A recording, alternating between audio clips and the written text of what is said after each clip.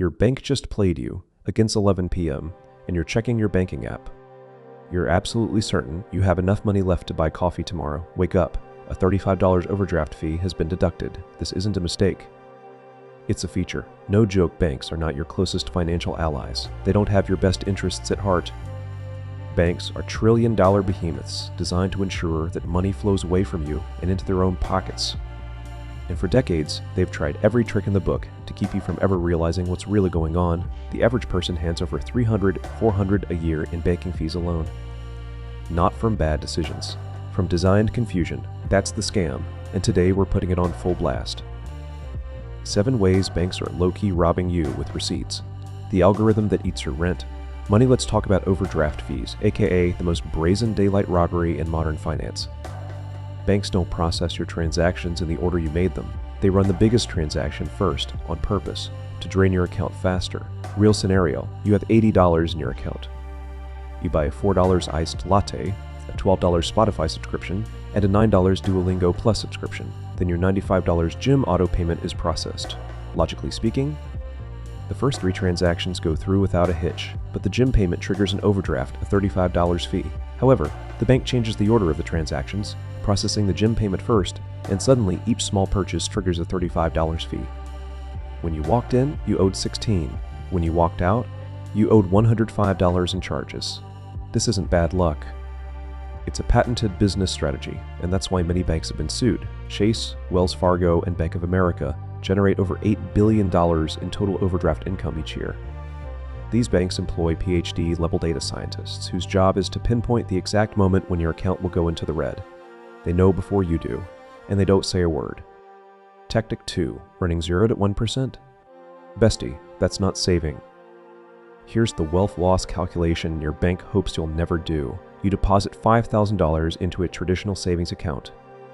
At the standard annual interest rate of 0 to 1%, common at most major banks, you earn 50 cents over the course of a year.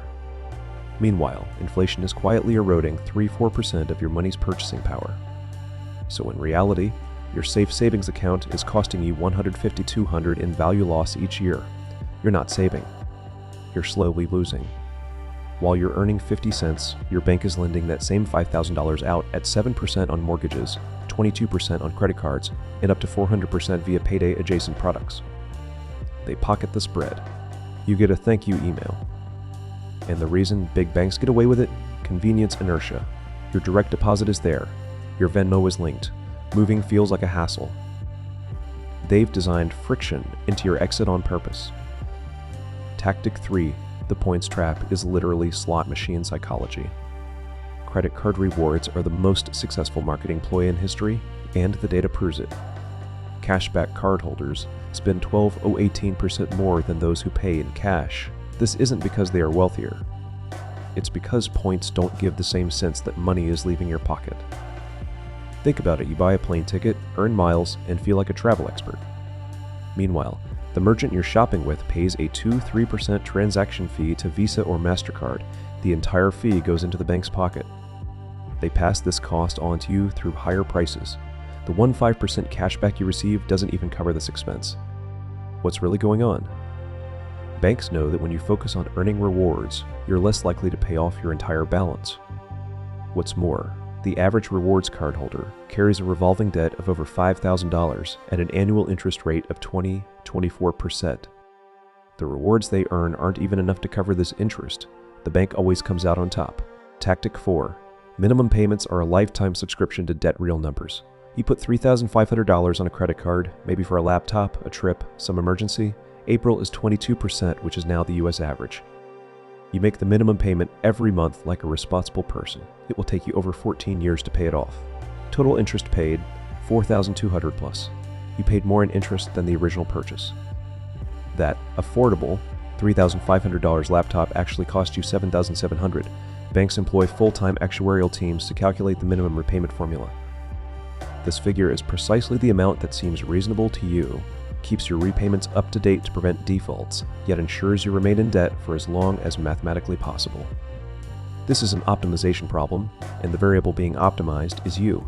Death by $1,000, $12 charges monthly maintenance fee, $12.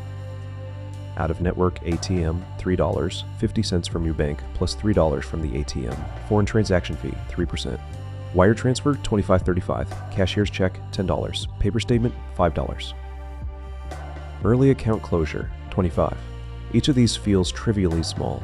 Together, they're a shadow subscription to a service you didn't consciously sign up for. The average American family pays over $7,000 in banking fees over a lifetime, fees on money they already own. Neobanks like Chime, Revolut, and Monzo have built their brands around the slogan, "We don't do that." No monthly fees, no international transaction fees, and early pay. So, what was the response from traditional banks? They stepped up their lobbying efforts and hoped you'd be too lazy to switch. Your dream home is their dream revenue. Stream home ownership is the ultimate wealth-building goal, right? Banks love that you believe that because they've designed mortgages to extract maximum profit before you ever build real equity. In the first 5 years of a 30-year mortgage at current rates, roughly 80–85% of every payment goes to interest, not your equity. You could pay $2,000 a month for 5 years, $120,000 total, and still owe almost the same principal you started with, and then the refinancing cycle begins again. Interest rates fall slightly. Your bank sends you an email, "Great news! Reduce your monthly payments." You refinance. Closing costs, $5,000. Your 30-year term is reset to zero. The bank restarts the process of front-loading the interest payments. They have collected thousands of dollars in fees and reset your repayment schedule. Tactic 7, your bank knows you're broke, and sells to that. Your bank sees every transaction. Every DoorDash run at 1 a.m., every missed subscription cancellation, every paycheck-to-paycheck cycle. They have more behavioral data on you than most social media platforms, and they use it. When their algorithm flags that you're financially stretched, that's when you get the pre-approved personal loan email. The credit limit increase offer, the overdraft protection upsell. They don't offer these when you're flush. They offer them when you're desperate. Financial literacy has never been a standard part of the school curriculum in most U.S. states, and banks have historically lobbied against mandatory financial education legislation. An educated consumer is a less profitable consumer. That's not a theory. That's a business model. The main character move is knowing the game. Here's the plot twist nobody tells you. You have more options right now than any previous generation. Online banks, credit unions, HESAs, investing apps, fee-free debit cards, the tools to opt out of the big bank machine exist, and most of them are free. Open a HESA for your savings. Join a credit union for loans. Pay off high April debt aggressively. Use no-fee checking accounts. Stop letting inertia be the reason you're paying for mediocre banking. The banks win when you don't pay attention. This video exists, so you do. Share it with someone who needs to hear it. Drop a comment with which tactic hit hardest. And subscribe because financial literacy is the glow up nobody's talking about enough.